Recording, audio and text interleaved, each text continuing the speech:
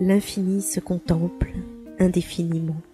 Ça se passe là-haut, par Eric Simon. La collaboration américaine exploitant le télescope spatial Chandra vient de rendre publique une image un peu étrange où l'on peut voir de nombreux points rouges, blancs ou bleus.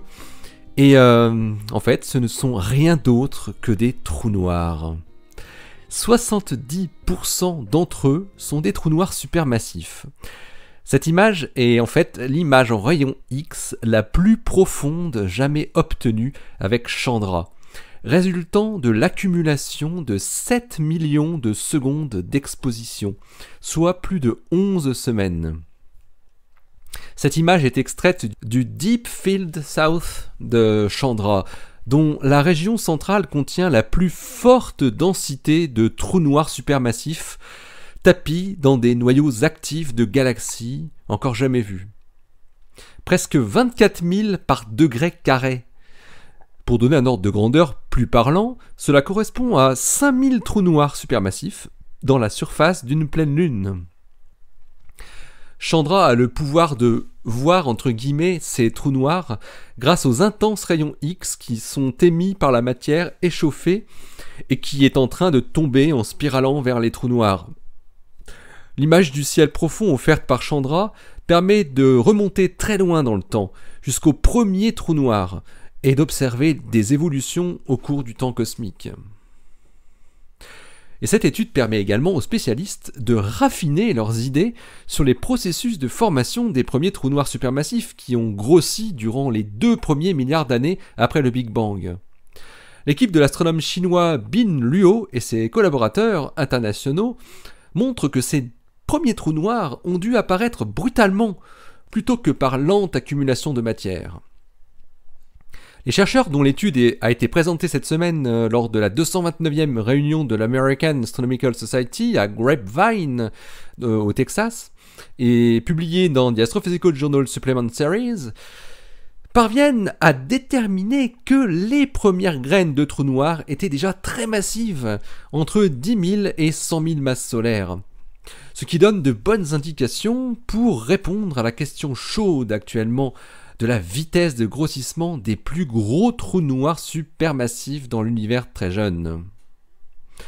Le nombre relatif d'objets brillants et faibles, ce qu'on appelle la forme de la fonction de luminosité, dépend fortement des paramètres physiques qui sont impliqués dans le processus de grossissement des trous noirs, comme par exemple la masse des graines de trous noirs et leur taux d'accrétion de matière.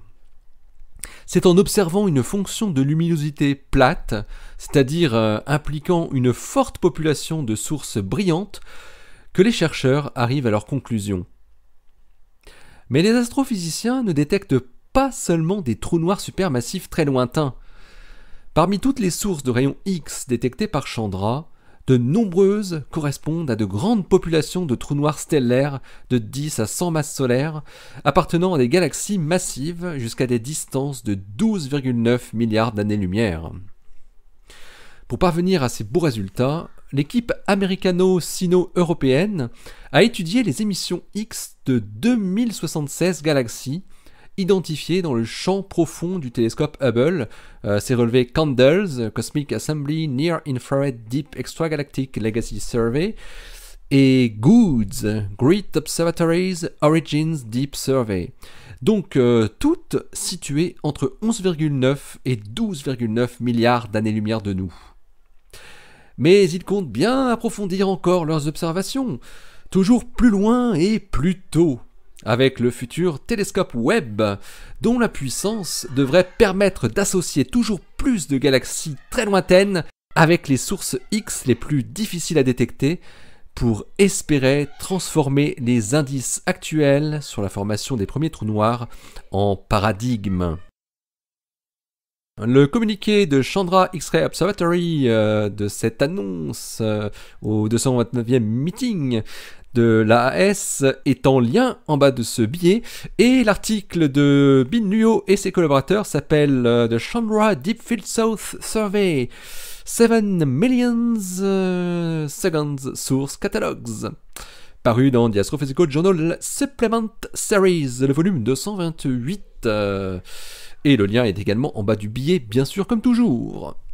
Allez, restez bien à l'écoute sur le www.ça-se-passe-là-haut.fr. Ça se passe là-haut, le blog où l'univers des trous noirs supermassifs très lointains se contemple indéfiniment. Comme tous les autres trous noirs d'ailleurs. Allez, d'ici la prochaine, portez-vous bien, restez bien les yeux vers le ciel et les pieds sur terre. Salut!